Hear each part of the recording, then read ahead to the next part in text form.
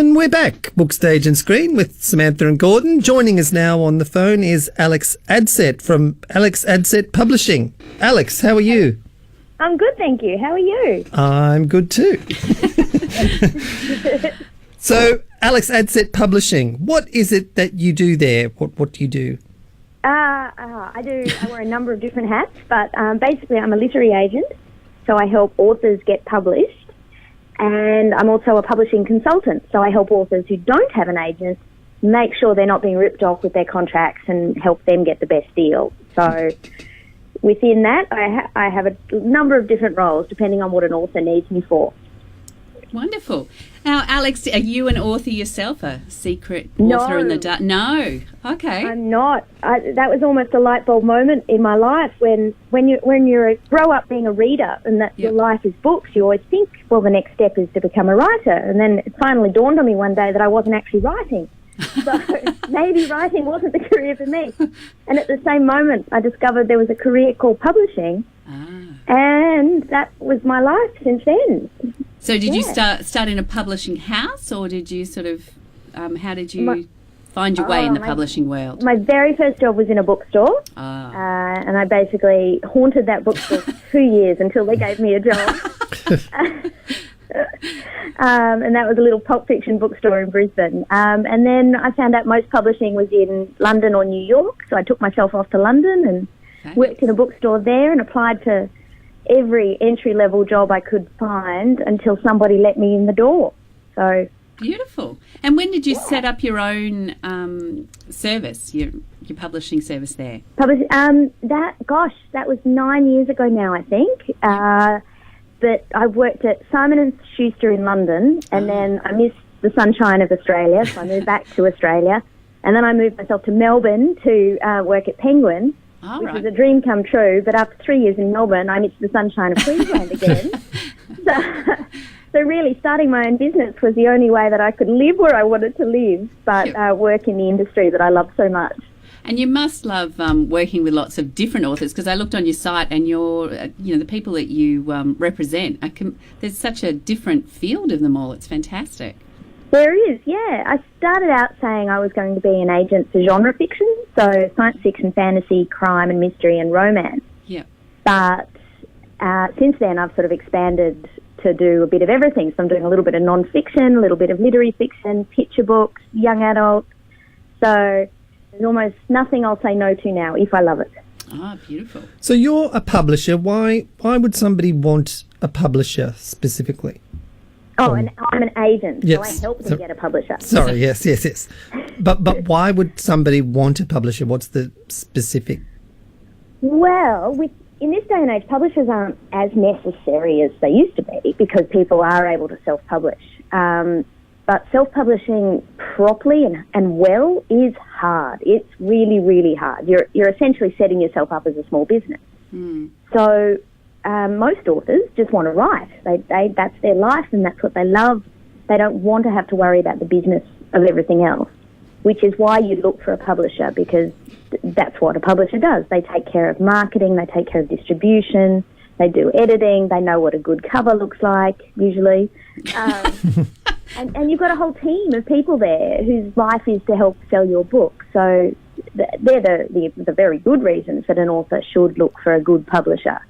Yeah, it's not usually. I've found very few people who are good at authors, I should say, who are good at writing and the other side of it as well. Because you spend all this time by yourself writing, and then your head comes up and you're like, oh, what do I do now that I've finished it, and who do I talk to? And that's where somewhere like your publishing services comes in, that you sort of can guide. If you don't represent them, you can actually just represent them while they're searching for a publisher or with a contract, or give them some advice. Is that right? Absolutely. And that's why I first off, when I set up my own business, it was just to help consult on publishing contracts. And I did that for authors or independent publishers as well who didn't have their own contracts person. Yep. And I love that service I offer so much, because there are actually some amazing authors who have never had an agent, who have never felt the need for an agent, but just want someone to hold their hand during the contract process. Yeah. Make sure they're not being ripped off, look, sometimes, and I offer this service for free, I'll look at a contract, and if I think it's a scam, I will let the author know for nothing to run away from it. Does that happen very often? Like, are there... There are lots of scams out there. Right. I won't tell an author that for a major publisher, the ones, the names people know, like Penguin and Random and HarperCollins and things like that. But there are companies out there that call themselves publishers that aren't. Right. So it becomes very obvious quickly if it's going to be one of those, and I'll let the author know up front, going, run away from this. Okay. Look, 50% of the time they listen to me, and 50% of the time they come back and go, no, we hear what you're saying, but we'd like to sign it anyway. Can you help us make it better? Yeah. I guess we're always... I try to help them make it better, but sometimes, no matter how good or bad the contract is, if it's a scam company, it's still a scam company. Yeah, exactly. Well, it's good to know that there's someone out there looking out for you. Now, to meet you, I have pitched to you, but I know that you don't take submissions. You actually like to meet and get people to sort of pitch and meet you in person. Is that how you like to do it? It is, yeah. The first 6 months that I made that jump from being just a consultant to an agent as well, I had no track record, no experience actually selling a book. So, but still, there are so few agents in Australia that authors started just flocking to me. And it was overwhelming. I was drowning in manuscripts. Yeah. I'm still drowning in manuscripts, but I closed my books to just open submissions. So people have to make some kind of effort in the industry to meet me in person or to get a recommendation to me now. Yeah. Look, that can be... I'm pretty active on Twitter. Some would say addictive. So authors can usually find out where I'm going to be because I'm tweeting about it. So if they find me with a glass of champagne in my hand and they come and have a conversation with me, that's usually a way for them to then be able to submit their manuscript.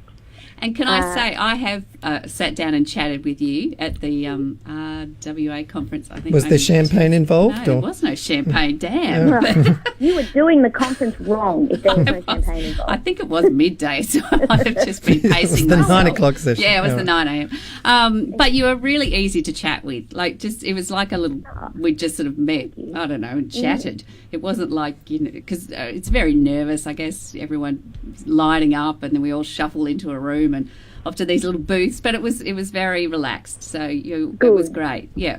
Yeah. I can recommend a chat with you. Oh, thank you. I just love chatting. The very first time I did author pitching was at RWA, the Romance Writers Conference, and it was a dream come true because I just sat there and every 5 minutes another author was wheeled in front of me to tell me their story. That's just heaven to me. So where does the 50th person, it becomes less like heaven. But to start with, it was great. What happens then after they've made that connection with you? Do they, and you sort of like each other, that they send you the manuscript? What happens? So yes, then I read the manuscript, and no matter really, the manuscript is key. So no matter how well I got along with an author in our 5-minute chat, that'll make me more excited to read the manuscript. It'll make me maybe read it for a bit longer than I would otherwise. But if I don't love that manuscript, I'm not going to be able to take it on because I'm not going to be the right agent to then represent it to publishers. So my reading time at the moment is sitting at about 3 months, sometimes longer. And then I have to say yes or no to that manuscript. I really only say yes to 2 or 3 manuscripts a year. Oh, wow. So it's really tough to find those manuscripts that really just make me fall in love with them. Yeah. But assuming you're one of those that I say yes to, it's then my job to then sell it to publishers and find the right publisher on the right day who wants to love that manuscript as much as I do.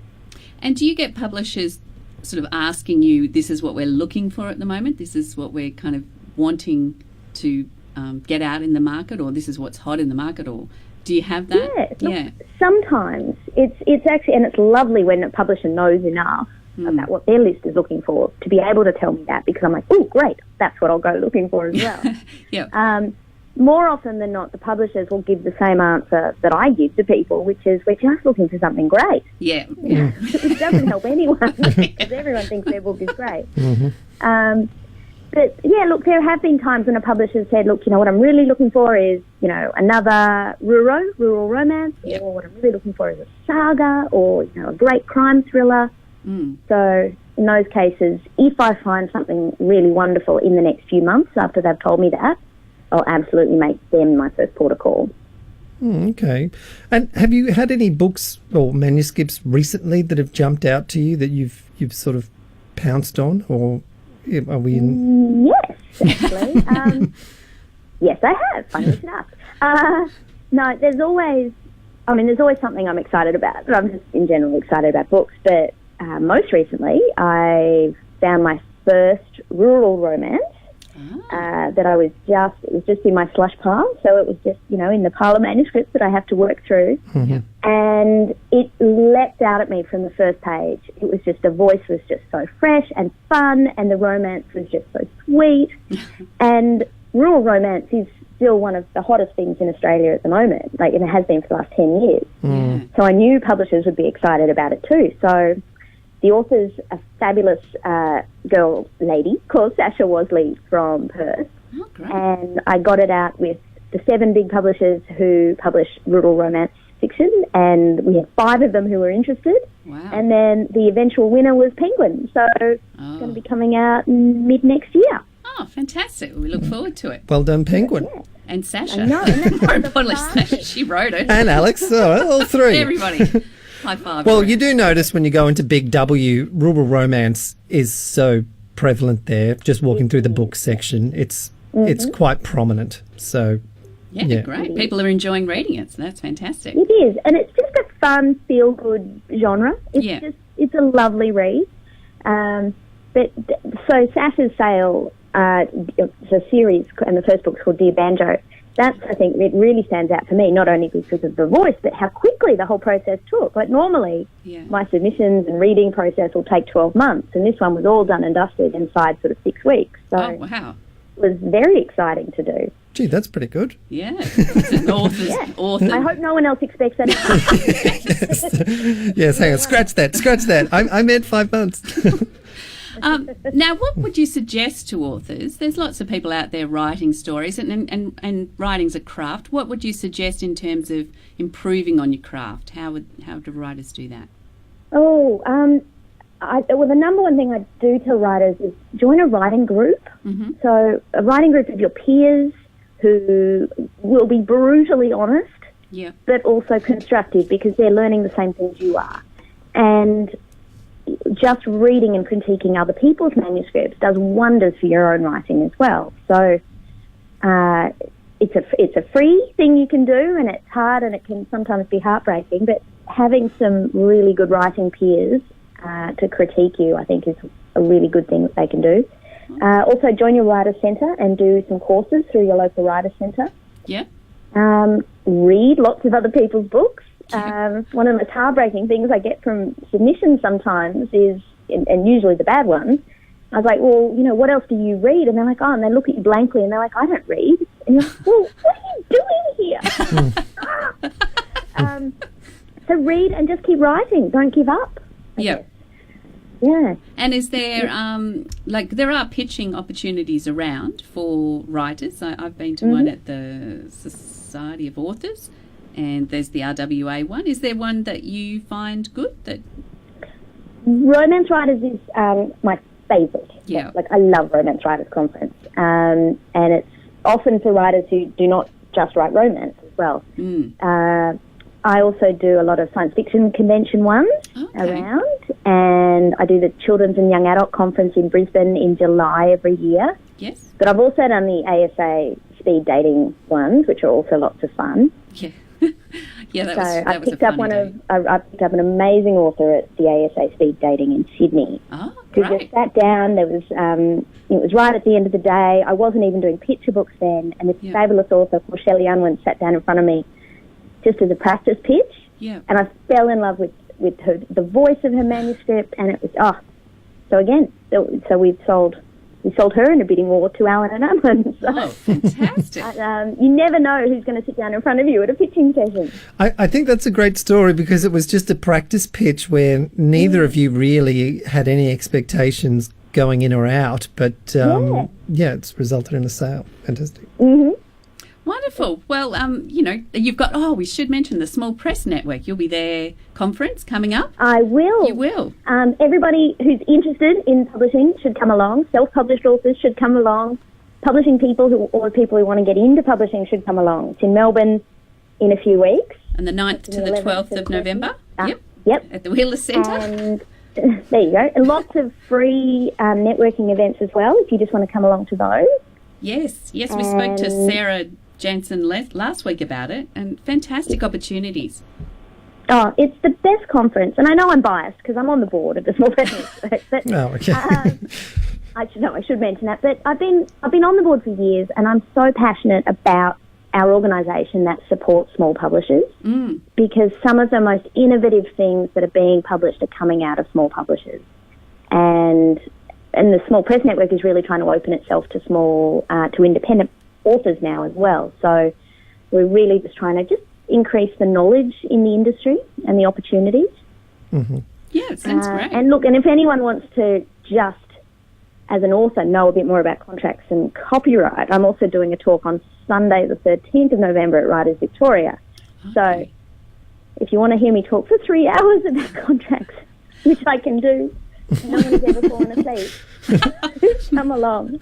But it is very important to know what your rights are as an author, because when you get that contract, it can be quite daunting. Yeah, it's 20 pages long and it's not in your favour. I mean, yeah. Well, it is. And look, sometimes it's just about knowing, maybe it's a bad deal, but even just knowing it's a bad deal, but also what you're getting out of it is really empowering for authors.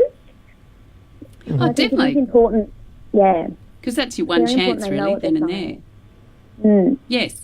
Well, wonderful. Thanks so much for sharing all that with us. You've got that fabulous service, the Adsett Publishing Service, which is online. You can have a look and have a chat with Alex or catch her at one of these events. Melbourne people, you can toot on down to the Small Press Network conference the 9th to the 12th of November, or Writers Vic, is it, on the 13th? Yeah, Writers Vic on the Sunday on the Sunday the 13th. Fabulous. So I'm in Melbourne quite a lot because I love it. I'm glad I don't live there anymore, but I love it. Well, summer's coming up, so you'll be I'm sure happier. in 4 days here we might summer. get some. Well, that's true. We're a bit in denial down here, but summer's all right. Yeah. No. What's your Twitter handle so that people who want to do the stalking on Twitter? Just at Alex Adsett. Oh, okay. Well, that's easy enough I to tweet a remember. lot about books, but also a lot about donuts and cats. Beautiful. Well, we need to know all of that. Thanks, Alex, for joining us. Thanks so much for the chat. Thanks for having me on. Thank you. It's lovely. Okay. Bye. See you Bye. later. Bye.